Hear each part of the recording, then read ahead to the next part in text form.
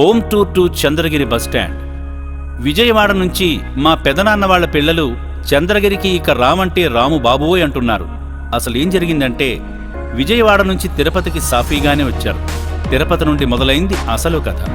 చంద్రగిరికి వెళ్లే బస్సు ఎక్కడ దొరుకుతుందని అంతటా వెతికి ఎక్కడా దొరక్క అక్కడ ఉన్న వాళ్ళని అడగ్గా బస్టాండ్ బయట వెళ్ళి అడగండి అని చెప్పారు.